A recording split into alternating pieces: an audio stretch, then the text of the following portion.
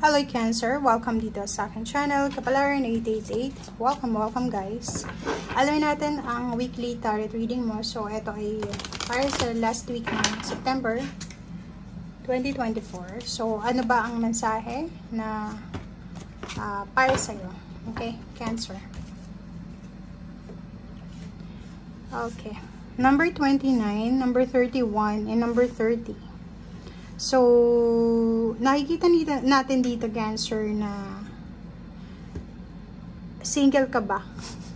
Or in a relationship? Kasi nakikita ko sa'yo dito, especially itong 3 cards na to. Okay, so, dito muna tayo, guys. Meron dito, pwedeng babae ka. Yun, babae. Pwedeng lalaki naman. So, wala naman kasing gender sa tarot natin. Kayo ay naghihintay ng wedding, kasal, proposal, business proposal, wedding, celebration, or kano pa man. Paki-comment sa comment section kasi nagpa-manifest ka dito eh. 2911, 3 din to naghihintay ka. Diba? So, mag-comment ka sa comment section if you're waiting or naghihintay ka kung kailan ka ikakasal or kailan darating etong hinihintay mo. Pero excited ka.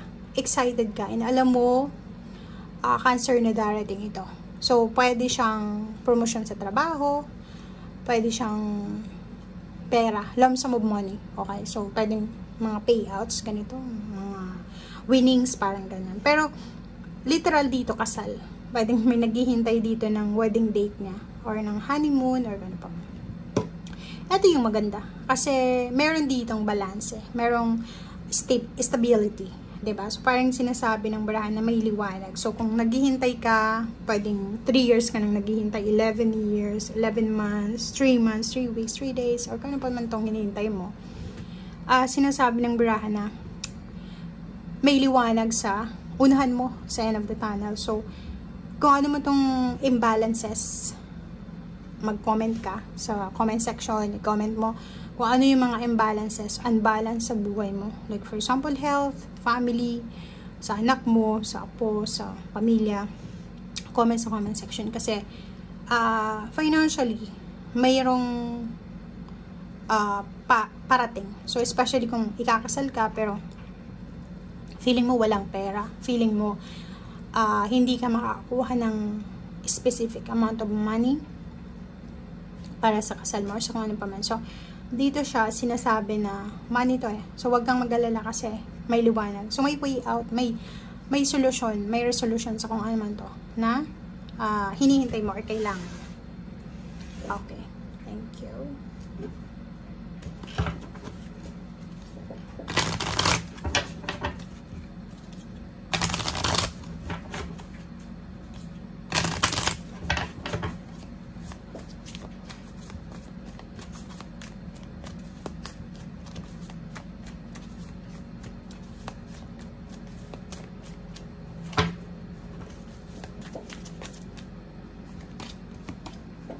Okay. Cancer. Okay guys, so dito may love, career, and then transformation. Kung magkita mo dito sa 3 cards na to, parang may bumubulong ba sa'yo na sinasabi na may pagbabagong magaganap dito sa relationship mo and at the same time sa career. So, pwedeng hindi sa'yo, pwedeng sa karelasyon mo, or pwedeng sa kapamilya mo. So, dito muna tayo. Ang sabi sir dito ng baraha mo na if nasa hindi ka magandang sitwasyon sa puso, like emotionally hindi masyadong stable, katabi niyo yung stability eh. So, kung minamanifest mo yung stability sa relationship, away kayo ng away ng karelasyon mo, asawa, kapamilya, emotional kasi siya eh. Sinasabi ng baraha na posibleng may pagbabago. So, may magbabago dito. May mga darating na solusyon. Okay? And if you're looking for a relationship, matagal mo nang naghihintay, matandang dalaga, binata, may pagkakataon ka na makatagpo ng isang tao na pwedeng magpatibok ng puso mo, magbigay ng excitement. Okay? And career, ganun din. Nakikita natin dito na maraming posibilidad ang darating sa buhay mo, lalo na sa mga taong sa mga Cancer na gustong mag-improve ang kanilang sweldo, position sa trabaho, position sa society, sa lipunan or ano pa man. May rainbow dito. May parang siyang anong tawag dito, stair ba yan? Or hagdan? Sinasabi ng barahan na kung gusto mong makakyat doon sa pinaka tuktok ng tagumpay, may paraan, may pag-asa. Okay? So, sa linggong ito, pag-isipan mong mabuti kung ano talaga yung gusto mong mangyari sa career mo and sa love life. Kasi may pagbabago eh. Pwedeng magbago or pwedeng nasa kamay mo yung pagbabago na magaganap or decision making. Parang ganun. Kasi tingnan mo dito. 'Di ba? Parang sinasabi ng barahan na kailangan mong kapain yung puso mo. Masaya ka ba ngayon? If hindi ka masaya, baguhin mo. 'Di ba? Career, may trabaho ka, tapos stagnant yung pakiramdam mo. Yung parang feeling mo, ay hindi ako masaya dito, hindi ito nagbibigay sa akin ng saya. So, kailangan mo ng movement, kailangan mo ng decision making. Okay? So, yun. Yun nga yung kasabihan, hindi ka naman isang puno na itinanim lang na pwedeng dyan ka lang. May choice ka sa buhay. Meron kang parang free will, 'di ba? Gawin mo kung ano yung Gawin mo kung ano yung pwedeng magpasaya sa'yo. Pagod na pagod ka? Posibleng sa linggong ito ay makakaramdam ka ng sobrang pagod. Kasi etong 9 of Wands is parang galing siya sa 8 of Wands, 'di ba? Going sa 9 of Wands. Na sinasabi na, going sa 10 of Wands, completion. Makakaramdam ka ng pagod kasi yung dami mong obligasyon sa buhay. Parang gusto mong pagsabay-sabayin lahat ng trabaho siguro, obligations. Marami ka din siguro kasi may career dito.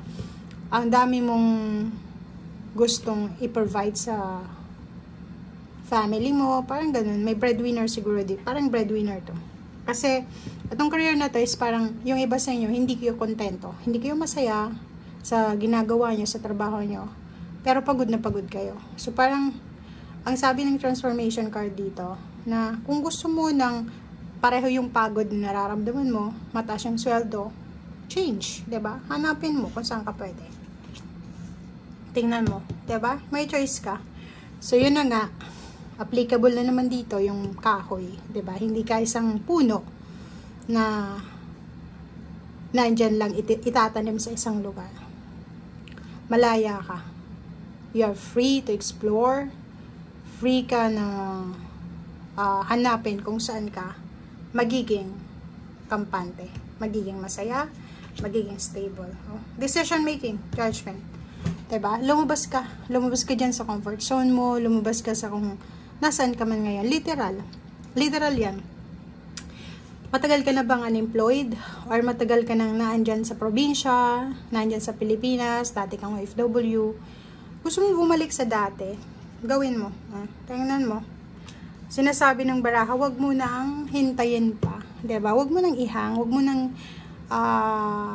wag ka nang maghintay. Kasi sayang yung panahon, sayang yung tumataas yung edad mo.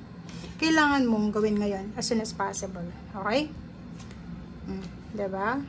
Para maiwasan mo yung overthinking, 'di ba? Harapin mo kung ano yung tamang decision or harapin mo kung ano yung makakabuti sa'yo. Okay? Iwasan mo to. And ito, sinasabi ng baraha na sobra kang masipag 'di ba? Sa sobrang sipag mo, parang wasted sayang yung sipag mo kasi nasasayang lang siya sa maling lugar. Relationship, love mo, parang sinasabi na may relationship ka ba na hindi ka masaya. So, sinasayang mo lang yung pagmamahal mo. So, transformation. Dito ka mag-focus. Tingnan natin sa ilalim. Diba? As soon as possible, gawin mo na. Strike na. Strike while the iron is hot. Diba? habang bata ka pa, habang kaya mo pa. Sayang sayang yung kakayahan mo, yung skills mo, sayang yung pagmamahal mo, yung energy mo. Kung maghihintay ka pa ng more years or more time para i-execute itong plano mo. So, ngayong linggo pag-isipan mo yan. Isipin mo na kailangan mong gawin siya as soon as possible. Okay? Thank you guys. Bye!